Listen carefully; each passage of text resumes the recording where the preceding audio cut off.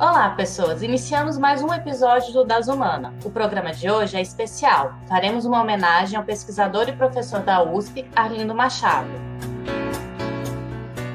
Ele foi uma figura-chave nos estudos sobre audiovisual, televisão e mídias digitais. Arlindo faleceu recentemente, no dia 19/7 deste fatídico ano de 2020. E esse episódio é uma homenagem a um pesquisador que marcou o campo das teorias e a vida de outros estudiosos.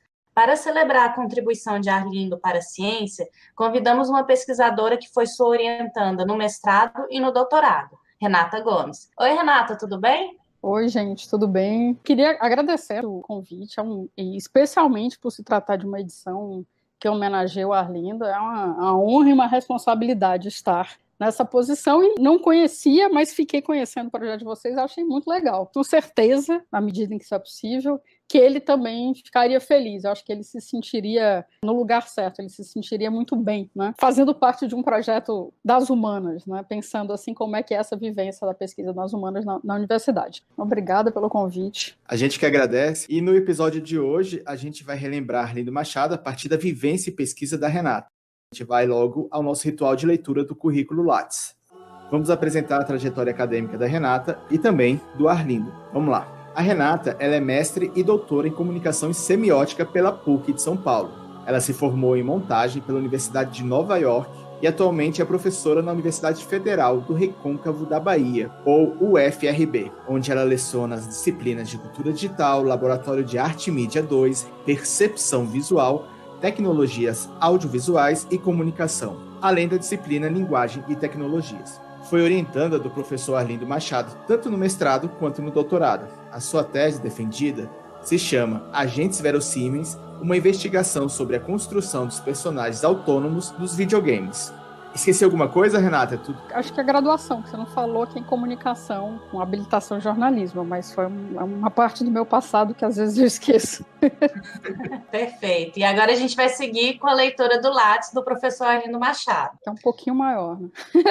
A gente tentou dar uma sintetizada, porque era muita coisa e a gente ia ficar o podcast inteiro lendo, mas vamos lá. Ele foi docente do Departamento de Cinema, Rádio e Televisão da Universidade de São Paulo, a USP. Arlindo explorava o universo das imagens técnicas, que a gente pode entender como imagens criadas com mediações tecnológicas. Então, a gente está falando da fotografia, cinema, vídeo e mídias digitais. Em 1987, defendeu a tese A Arte do Vídeo, na PUC de São Paulo. Também foi crítico na Folha de São Paulo e curador de arte em exposições. Arlindo foi um desbravador dos estúdios de televisão no Brasil. E a gente leu ali no agradecimento um trechinho que cita o Arlindo na tese da Renata. Eu vou ler aqui para a gente contextualizar. Ela diz assim: nesta história sem fim, um dos personagens principais, a quem agradeço pela paciência e inspiração, é o professor Arlindo Machado, meu orientador. Mesmo antes de sabê-lo, quando causou uma mudança perpétua no meu olhar com os seus A Ilusão Especular, A Arte do Vídeo e os pré-cinemas e pós-cinemas.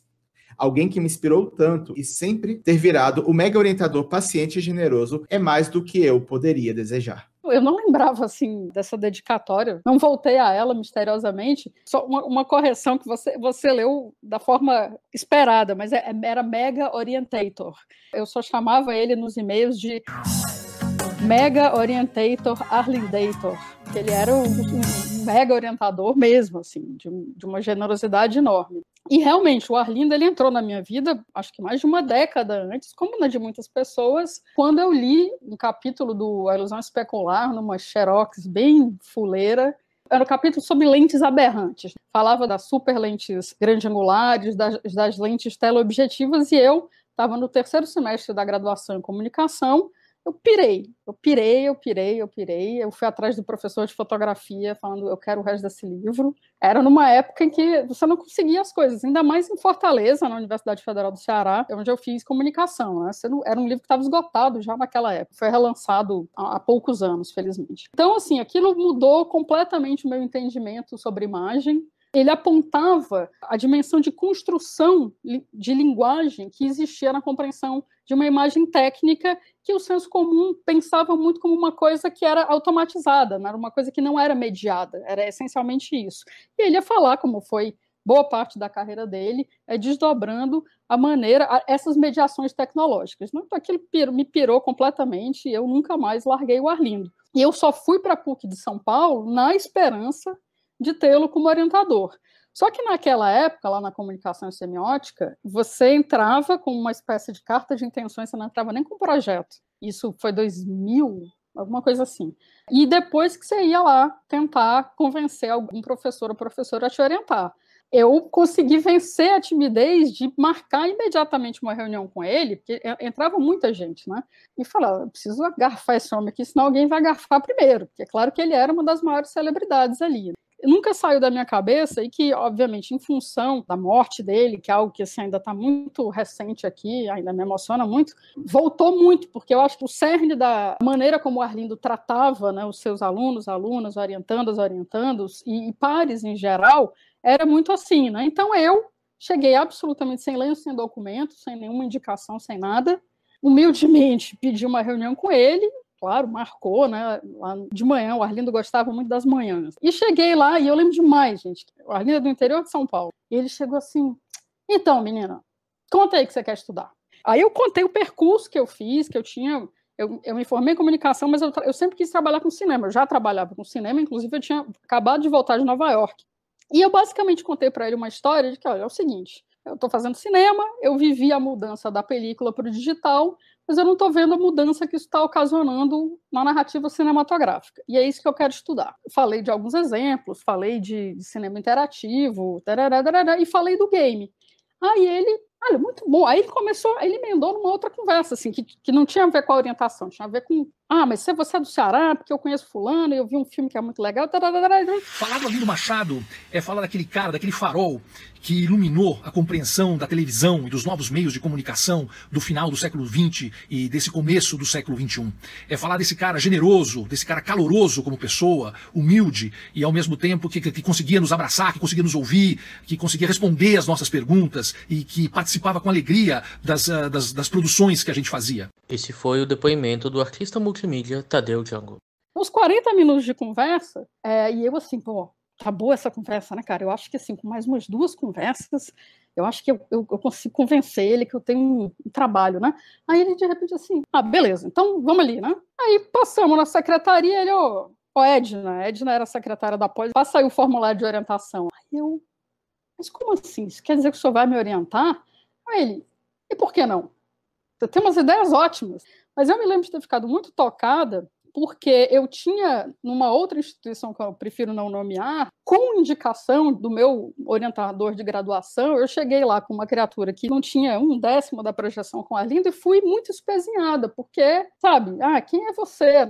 Esse monstro, né? O Arlindo era uma referência, era uma celebridade. E aí eu me deparei com um sujeito que não era uma celebridade. Tratavam, e até hoje tratam ele como uma celebridade. Isso pautou a minha relação com o Arlindo. A partir daí,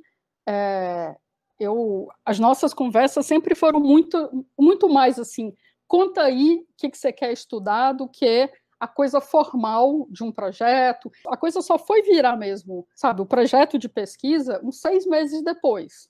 Porque no começo ele ia lá, ele cutucava daqui, o que você acha disso aqui? Não, mas esse negócio de narrativa, explica para mim o que você acha que é narrativa. Era quase como uma sessão de terapia, né? Depois da conversa, eu mesmo chegava assim, não, então, mas eu quero falar de tal coisa. Que foi isso, o meu mestrado e o meu doutorado foram narrativa e videogames numa época em que muito pouco existia no Brasil e até fora dele, né? E ele não estava me direcionando, ele estava mesmo assim, tentando iluminar as coisas que eu falava e aquilo que eu deixava em aberto. A característica principal do Arlindo, tanto no mestrado e no doutorado, era muito essa. Ele dava muita sugestão de leitura e sugestão de obras, né? Mas posto que eu trouxe para ele um objeto que ele não conhecia, que era videogame, o Arlindo acho que nunca jogou nada.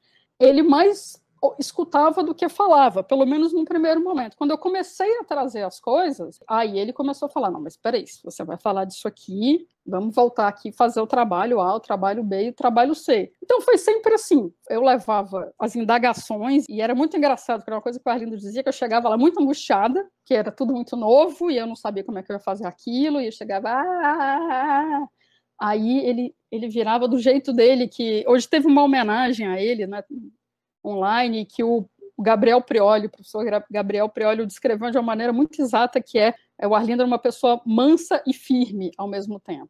Quem teve o privilégio de conviver com aquela figura mansa, ao mesmo tempo firme e incisiva, quem debateu com o professor e crítico, quem esteve em suas aulas e palestras, quem apreciou seu fino senso de humor, nós todos sentiremos muito a ausência dele. Então ele vinha com aquela mansidão dele e falava: olha, Renata, você não reclama da vida, não? Que você é a única pessoa que eu conheço paga pelo governo federal para jogar videogame. Porque eu era bolsista, eu ia lá cheia de questões, que eu sou muito dramática. Ele falava: não vem com essa não, fica calma que vai dar tudo certo. Para mim foi uma coisa incrível, às vezes até me dava uma certa angústia, né? Porque às vezes você está num certo desespero e você anseia que alguém te dê a resposta. E o Arlindo não fazia isso, de jeito nenhum. Inclusive, quando ele sentia que você estava querendo isso, ele virava assim: Renata, eu não vou te dar essa resposta, não sou eu que tenho que ter essa resposta, é você que tem que construir essa resposta.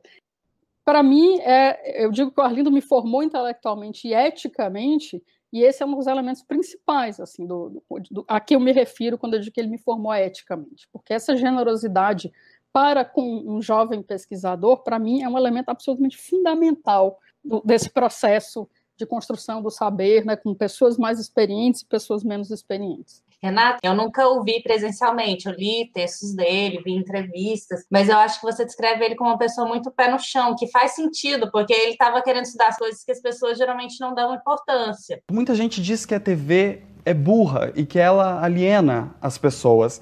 O professor concorda com isso? Não, não mesmo, porque eu estudo televisão durante muito tempo, só que eu acho que qualquer meio aliena.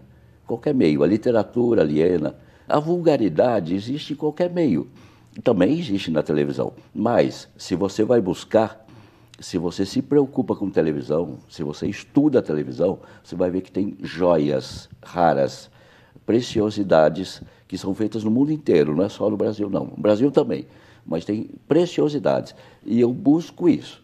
A minha investigação sobre televisão não é em torno da banalidade. Eu não me interesso pela banalidade, eu me interesso pelas coisas criativas, inventivas e muito avançadas que a televisão faz e faz em grande quantidade. Ele me marcou também no sentido de que quando eu estava tentando fazer mestrado, a leitura obrigatória era a televisão levada a sério.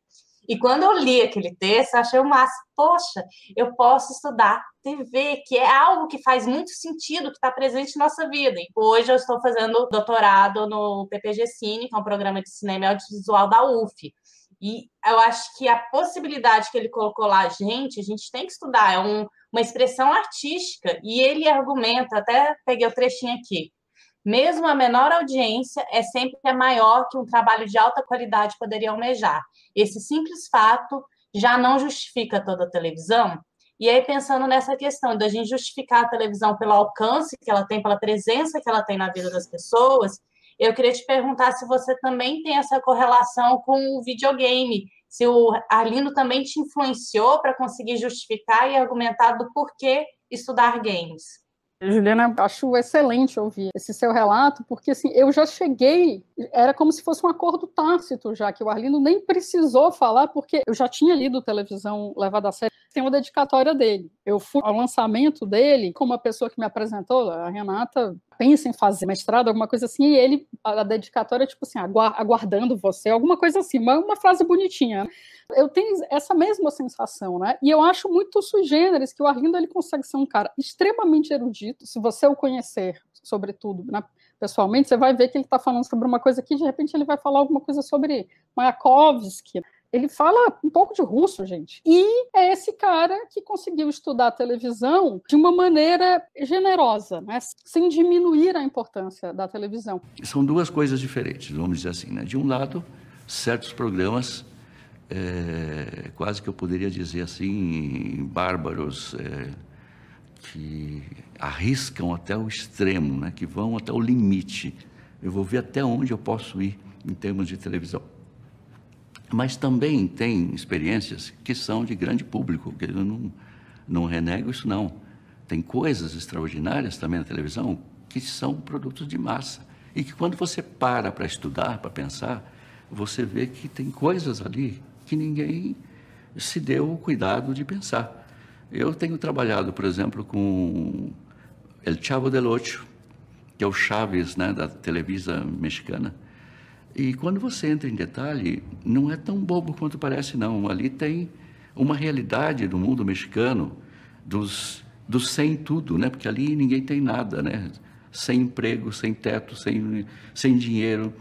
E são aqueles inquilinatos, né? Que são aquelas estruturas que tem muito no México e na América Latina, que são aqueles lugares onde tem um proprietário e as pessoas alugam um quarto, né?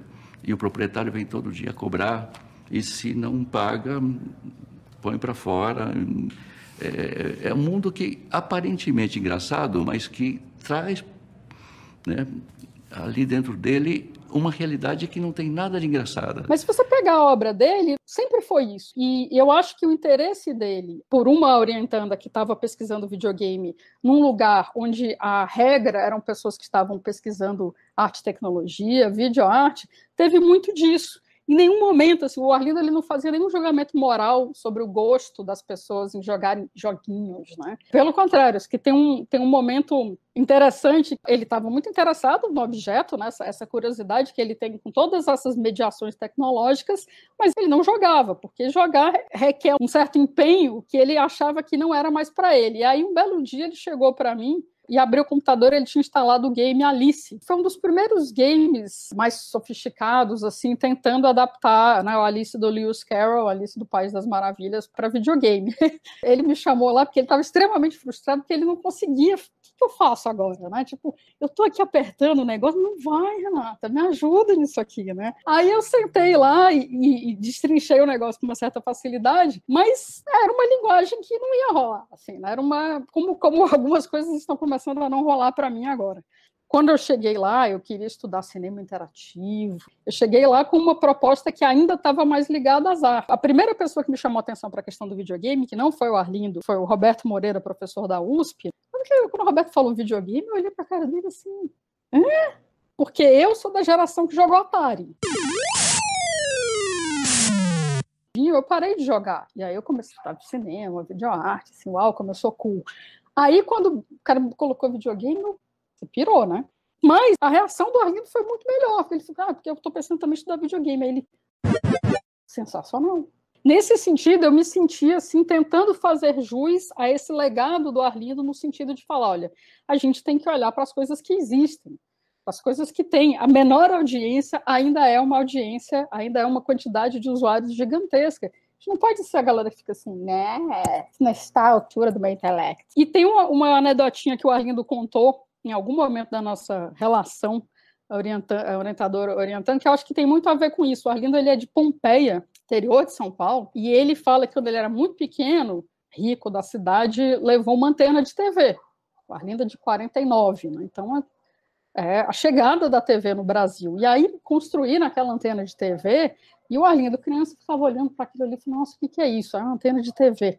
E aí ele falava assim, será que um dia eu vou assistir essa tal de televisão? E eu acho que tem um pouco disso, dessa curiosidade infantil, no melhor sentido do termo, de falar, nossa, o que é isso? Quero entender o que é isso, que atravessou a obra dele e atravessou muito a relação que ele tinha comigo e com o meu objeto de pesquisa, né? Tanto que, nesse percurso desses 7 anos, eu acho que nós ficamos entre o mestrado e o doutorado, ou mais, ele escreveu um livro falando, entre outros, do videogame, que é um excelente livro. Eu até pegava assim e falava, aí eu que sacanagem, nossa, eu não sabia que você tinha aprendido tanto comigo. Eu estava pensando sobre essa questão agora, até ia te perguntar se você, de alguma forma, também não influenciou o Arlindo a escrever esse livro, né, que é o de 2007, né, O Sujeito na Tela, modo de representação no cinema e no cyberespaço, e que ele fala sobre essa questão da interatividade, né, do agenciamento, né, você está de frente com máquinas autônomas, com softwares, mas você está participando de uma narrativa construindo.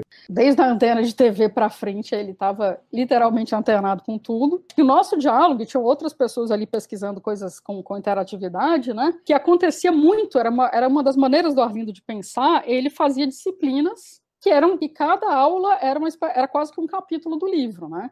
E eu acho que essa parte da interação saiu praticamente uma criação coletiva do diálogo dele com alunas e alunos lá na disciplina. Pode até não ser verdade, mas eu vou morrer achando que eu tenho uma importância nisso, né? Porque realmente foram 7 anos As orientações eram feitas, o Arlindo morava, ele dizia que era um duplex num prédio ali perto da PUC, era um duplex porque ele morava em 2 apartamentos, então ele dizia que era o duplex dele, né? Um era o escritório, outro era a casa, propriamente dita. E o escritório dele era assim, era um paraíso, porque eram prateleiras de ponta a ponta, com livros incríveis, e naquela época ele tinha muitos laserdiscs. O Arlindo falava que enquanto as pessoas se preocupavam em fazer backup de software, ele se preocupava em fazer backup de hardware. Ele tinha uns 3 assim, empilhados.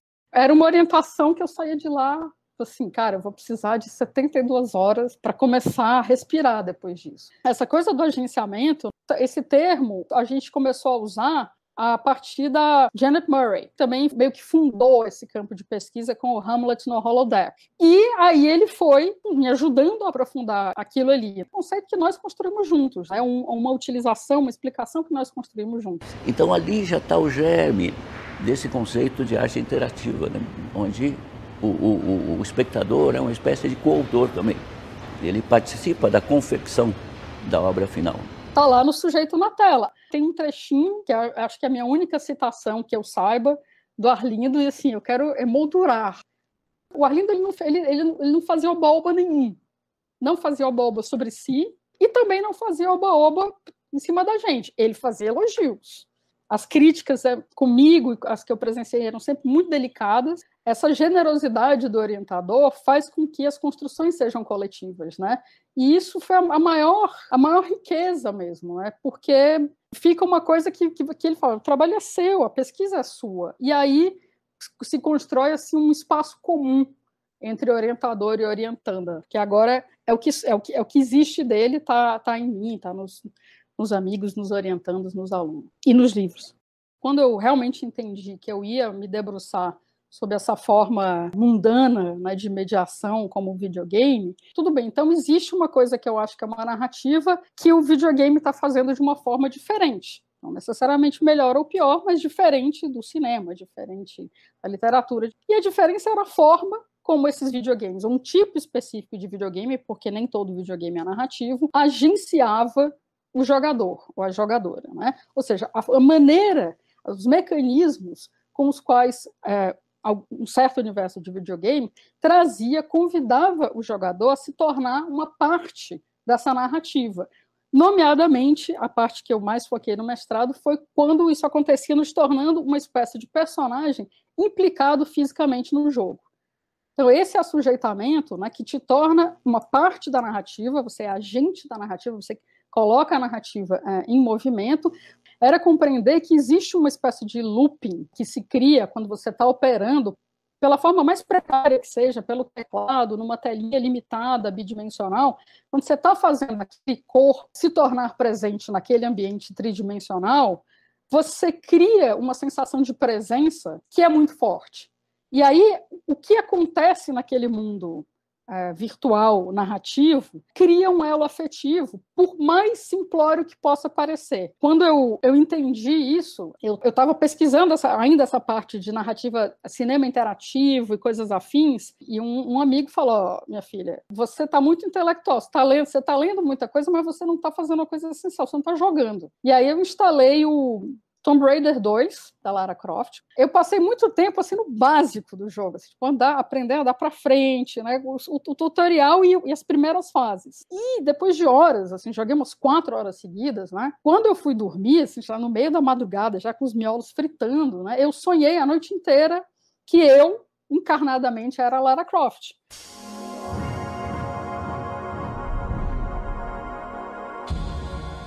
Só que no sonho, eu falava, gente, mas eu vou correr do tigre, eu não sei correr do tigre, eu vou morrer, eu não sei atirar, eu não sei escalar a montanha. Então eu realmente encarnei no meu sonho aquele corpo, só que sem as habilidades que eram muito fáceis, né? Você aperta a tecla tal, ela dá um saltão, você aperta não sei o que, ela dá um tiro.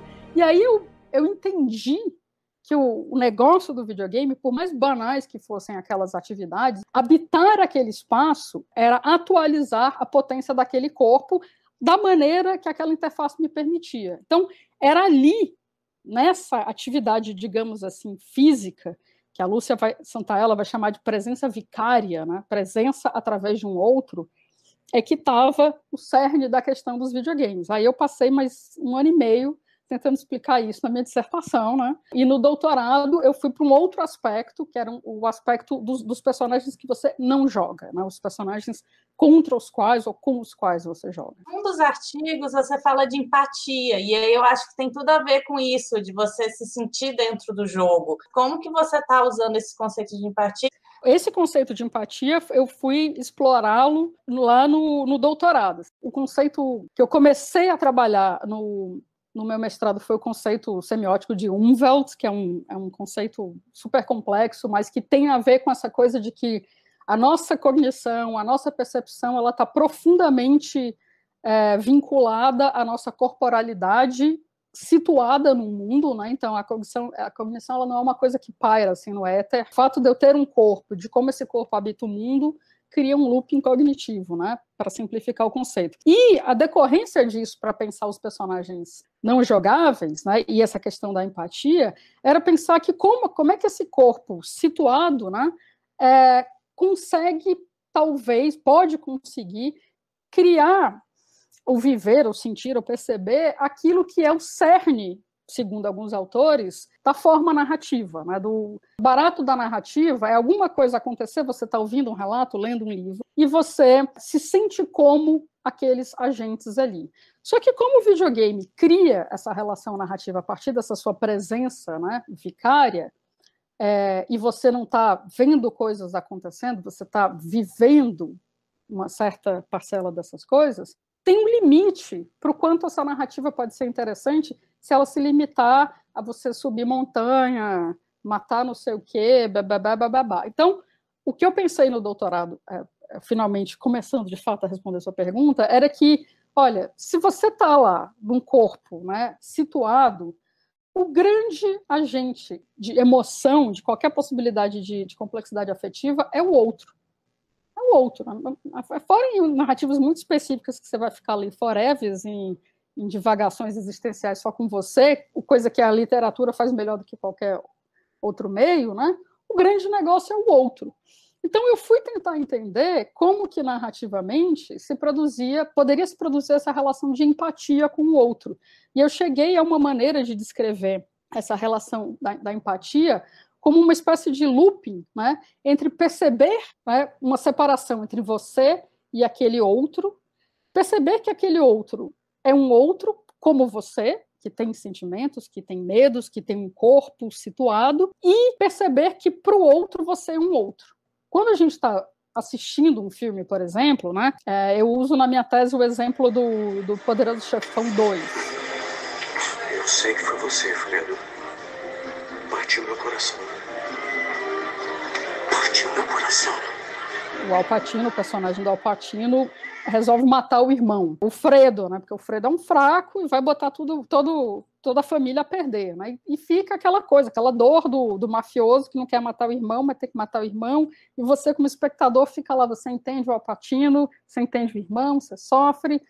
Mas como seria fazer isso num jogo, né? Como é que seria você construir uma relação em que você é o Al Pacino, né? E, essencialmente, o que seria construir um momento narrativo em que você escolhe matar ou não matar, porque a narrativa do videogame ela teria que ter um pouco mais de abertura, né? E quais são as consequências disso? Obviamente, eu estou pensando num tipo de jogo que não é aquele que banaliza a morte como 90% dos videogames. Tomb Raider, né, ele foi muito essencial para a minha vida, porque a primeira vez que eu percebi isso foi no Tomb Raider 2, que é um desses jogos que banaliza a morte, então você mata gente, cachorro, morcego, vai matando, tudo que voa você tem que matar, e aí uma tal hora você chega numa fase que é de um mosteiro budista, né? E como você está acostumado a atirar em tudo que se mexe, porque tudo que se mexe vai tentar matar você saca as armas e aponta para o monge. E aí, assim, por um acidente, acredito, criativo, o monge, quando ele vê você apontar a arma, ele faz assim. Cara, eu parei, dei pause no jogo, falei, meu Deus, eu sou um monstro. Que é isso? Eu ia matar um monge, gente. O monge não fez nada comigo. Mas o que me deu esse sentimento, que foi muito fugaz, porque o jogo não aproveita isso. O que me deu foi o olhar do personagem reagindo a mim. Ou seja, aquele outro estava me vendo como algo que eu não achava que eu era. Quer dizer, que na vida real eu prometo que não sou. É isso que a gente tem que fazer, né? Você tem que criar outros personagens cuja compreensão de mim, enquanto personagem, vai me dar um entendimento real dessa narrativa. Agora, o potencial disso para explorar a empatia, o entendimento de empatia, a relação com a alteridade, eu acreditava que era enorme. Porque você pode justamente fazer isso. Eu vou te colocar numa situação em que você vai se ver como alguém, você vai ser visto, né? Você vai compreender que o outro te vê como alguém que você não gosta. E aí? A questão toda era essa possibilidade de você viver uma experiência, né, com esse corpo, esse personagem corporificado e situado, é que a gente consegue criar uma experiência narrativa corporificada, situada, em que os outros personagens te tratam, supondo que você seja homem, né, te tratam como uma mulher vive, né, que centelha de uma experiência de outros corpos a gente poderia criar a partir desse entendimento. Isso foi muito pouco explorado, né? Eu escrevi isso na minha tese achando que isso tinha uma grande lacuna de exploração. Se tinha, não rolou muito até agora. Você defendeu sua tese em 2008. Hoje você tem a questão da conectividade, que você tem várias pessoas conectadas em si numa rede de jogos. São 3 agentes. Você, o outro e o outro automático, né? Vamos dizer assim. Então, se você consegue transpor um pouco da sua tese para esse momento atual. Eu nunca cheguei, de fato, a pesquisar jogos multiplayer, mas ainda assim, eu acho que parte daquilo que a gente está falando se mantém, porque no momento que você veste, você está nesse personagem corporificado, situado, e o seu tratamento com esse outro é mediado por essas camadas, dá para você pensar em maneiras de criar esses mundos virtuais que modulassem esses sentimentos de empatia. Eu acho que os jogos mais populares desses online são jogos agonísticos, né? São jogos de matar ou morrer, são jogos de roubar coisas, de conseguir coisas, de matar o adversário, de vencer o adversário. Então isso é muito pouco explorado, o oposto disso é explorado. O que acaba sendo explorado é essa empatia em relação ao seu grupo. Mas eu acho que, e aí é pura suposição, né? Eu acho que isso talvez também seja um sintoma desse momento que a gente está vivendo, né? Que é um momento agonístico e antagonístico. Eu acho que a gente está nas redes sociais, existe ali uma espécie de atrator para o antagonismo. Eu acho que existe uma grande estrutura assim, que acaba fazendo as coisas irem parar nesses lugares que são meio que o oposto do que eu estava desejando, estava detectando como possível tendência, como possível caminho para a exploração nos games. Tanto que eu vim deixando de pesquisar games e migrando para um outro universo que eu ainda acredito que tenha interseção com os games. Embora quem inventou a minha arroba do Twitter, o meu apelido, até hoje, Renata Games, né, de Gomes para Games, foi o Arlindo.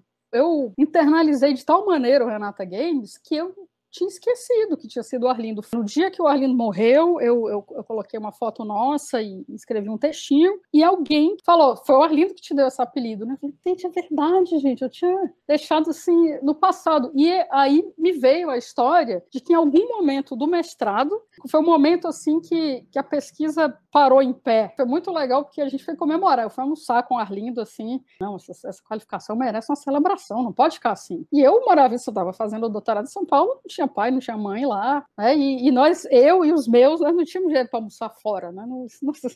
Só com o Arlindo mesmo. Aí ele, não, você vai almoçar comigo, nós vamos celebrar. E aí eu acho que em algum momento, ele comentando assim, porque não sei qual, agora os games realmente estão se delineando, ele disse, Renata, é o seguinte, você tem que mudar o seu nome, Renata Games, é uma letra só.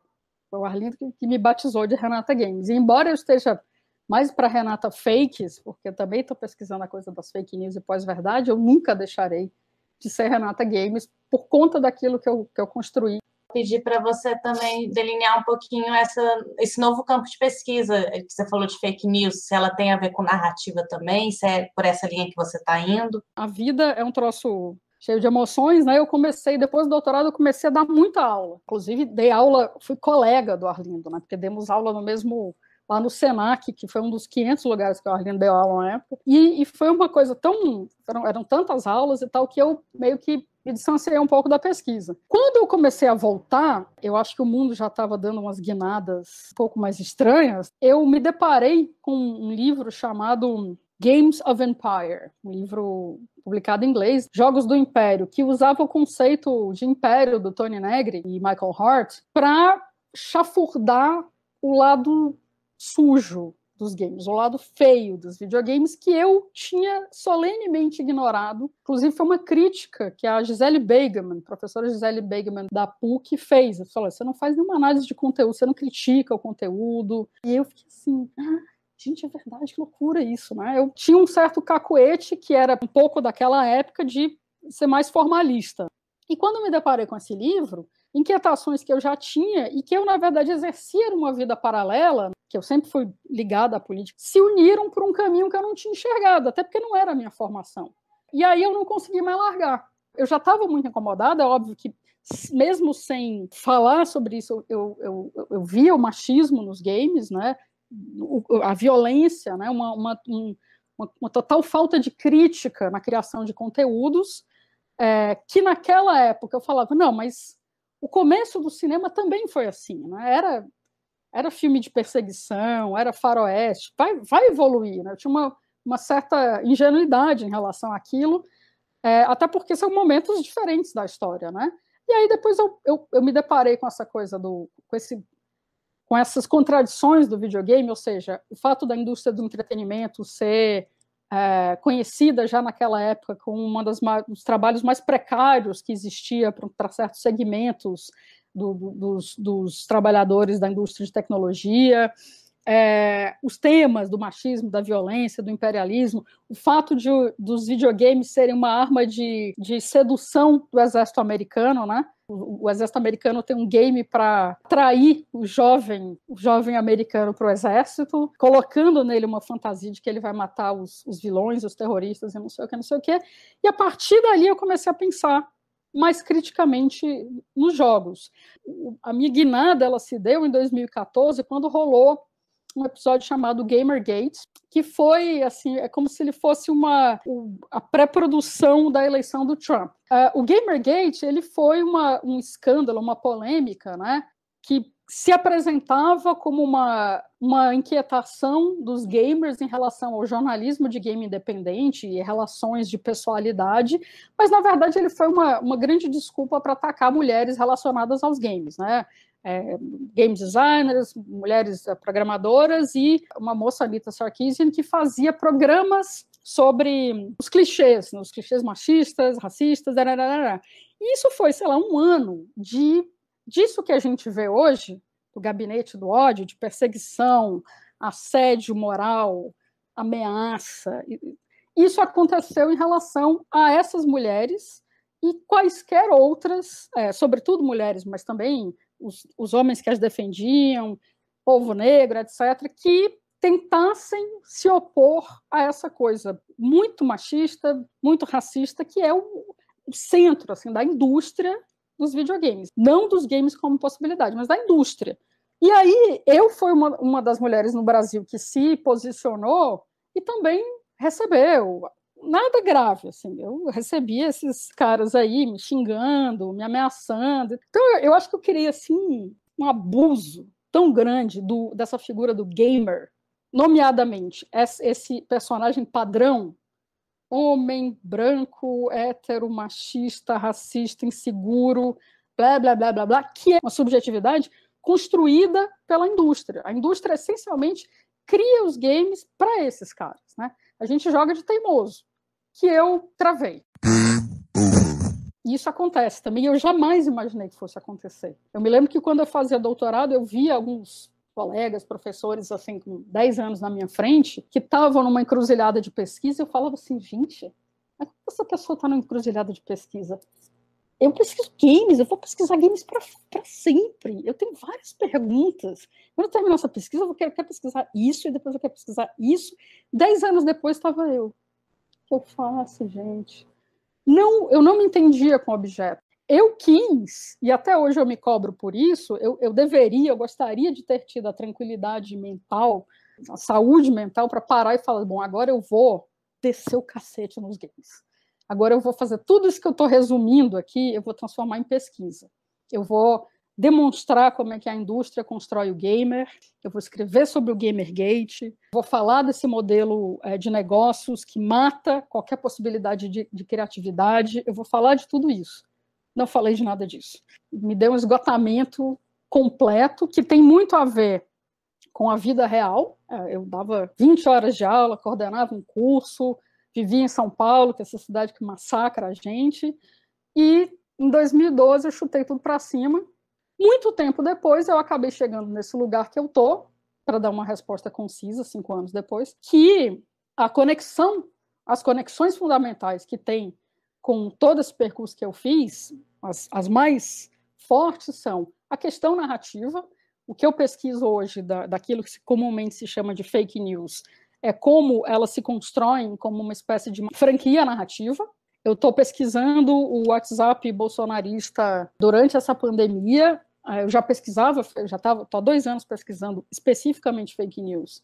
E é muito impressionante como o imaginário que é mobilizado nesses tipos de narrativa, as narrativas de certos tipos de games, a narrativa de franquia de super-herói para o cinema, de mundos, aquela ideia de transmídia que foi tão popular num tempo, né, de mundos que vão existindo independentemente, mas com conexões, e você consegue criar aquele mundão onde tem bandidos e mocinhos, e plot twists que às vezes colocam o bandido como mocinho, o mocinho como bandido. É isso que eu estou tentando pesquisar agora. Eu acabei vindo parar nessa outra forma narrativa, que é o que está me mobilizando. E, além de ser narrativa, é tecnologicamente mediada por formas algorítmicas, né? Porque, embora, quando eu estivesse estudando game, a palavra algoritmo não estivesse na moda, era isso. Os personagens são algoritmos. Bom, a gente está caminhando aqui para o finalzinho, e aí já te pedi algumas dicas. Primeiro, uma dica de leitura, para poder enxergar esse mundo. Dicas de leitura do Arlindo para esse momento atual. Esse momento, eu acho que é engraçado isso, porque quando a gente pesquisava games, e eu falo a gente porque se constituiu um grupo lá na PUC, que a gente até lançou um livro que chama Mapa do Jogo, que tem artigos de cada um e tal.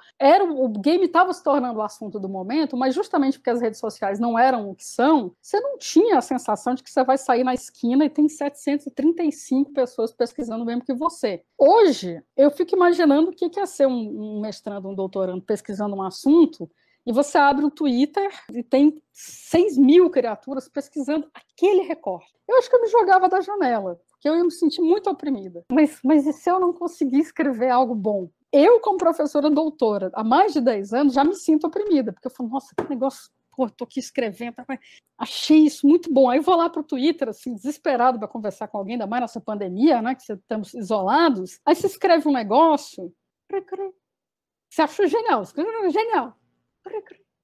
Aí vem uma outra criatura que tem verificada, que é da moda, que é uma celebridade, escreve um troço que você acha uma banalidade.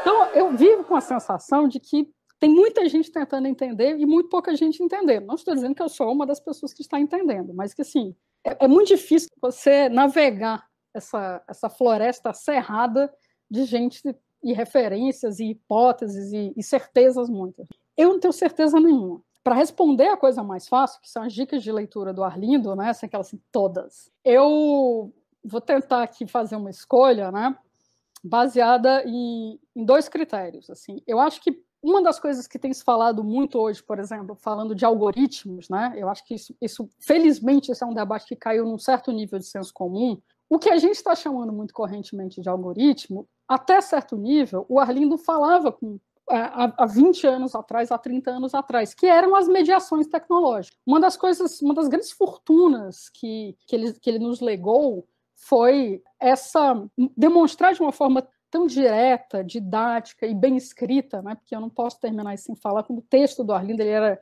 bom, ele era um texto que tinha um valor por si só, né, pela forma dele.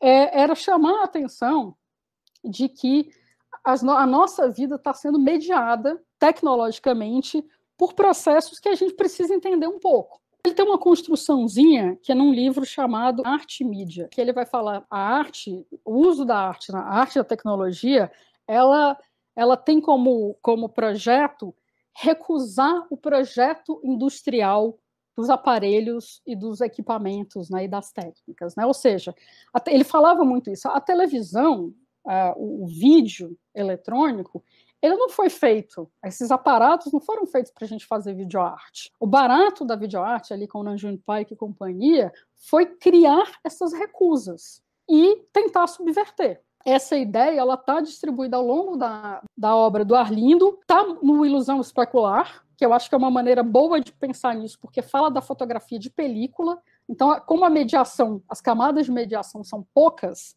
você consegue enxergar o que ele está falando ali. Ele está falando de lente, ele está falando de velocidade de obturador, mas ele está demonstrando como isso é mediação. Como essa mediação, ela é, por definição, uma camadinha de subjetividade que se interpõe entre você e o mundo, que a gente precisa enxergar e, no limite, a gente precisa tentar intervir. Agora, tem um outro livro que eu acho sensacional, que eu também cito na minha dedicatória a ele, que é o Pré-Cinemas e Pós-Cinemas. Esse livro só não é uma obra estudada em tudo que é a universidade do mundo, porque o Arlindo escrevia em português e nunca se preocupou em publicar lá fora. E o Pré-Cinemas e Pós-Cinemas, ele tem uma premissa que é maravilhosa. Ele conta a história dos pré-cinemas, o longo e tortuoso caminho que o cinema fez até se tornar isso que a gente chama tão mundanamente de cinema. Ele vai dizer, o cinema podia ter sido várias coisas. Efetivamente, o cinema foi várias coisas, até ele ser encapsulado nesse formato que a gente conhece.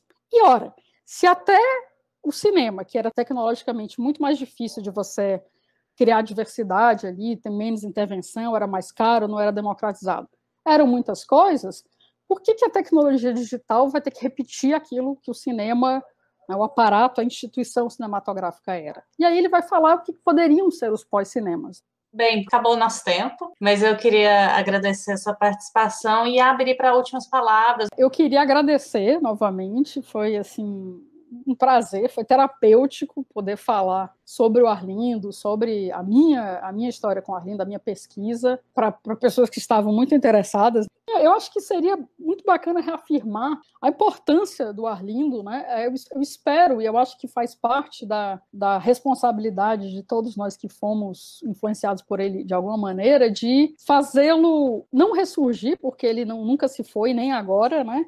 Mas ganhar mais visibilidade, né?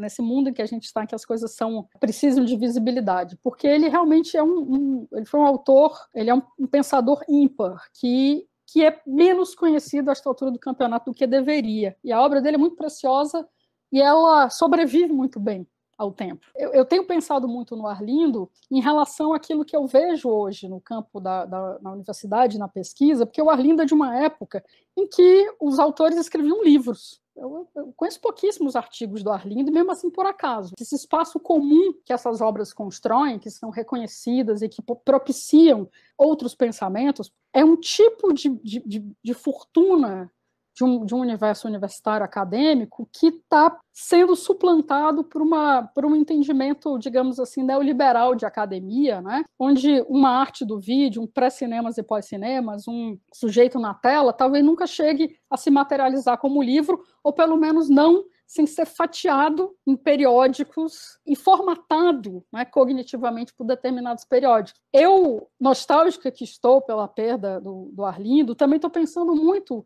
nesse mundo do qual ele fazia parte, esse mundo que ele representava, que a gente está perdendo. Não no sentido de que a gente tem que voltar, porque a gente nunca volta, né? Mas o que daquilo ali pode ser reconstruído neste mundo que a gente tem e que a gente não está reconstruindo porque a gente está acatando essas premissas mercadológicas da pesquisa, da vivência acadêmica, né? Sem precisar. Eu pago meu máximo tributo aqui ao Arlindo pela fortuna intelectual que ele deixou para mim e para inúmeros, mas também por essa fortuna ética e de uma construção comum do conhecimento que eu acho que nos faz falta hoje mais do que nunca. Que a gente precisa criar novas arlindices e novas formas de comum do conhecimento. Adorei o Criar Novas Alindices e fico muito feliz de você ter aceitado o nosso convite para apresentar para a nossa audiência o Arlindo a partir de uma visão que é intelectual, é humana e é crítica também. Novamente, obrigado, @RenataGames, criada aí pelo professor Arlindo. Lembramos a todo mundo que nos ouve que chegamos ao 10º episódio, ou seja, a gente vai migrar o link do feed da Das Humana e o podcast que estava aparecendo duplicado em algumas plataformas vai sumir. Bom, fiquem atentos, caso você não nos veja nos próximos episódios, e passe a nos seguir novamente. É isso aí, até a próxima Das Humana, a ciência sem jaleco.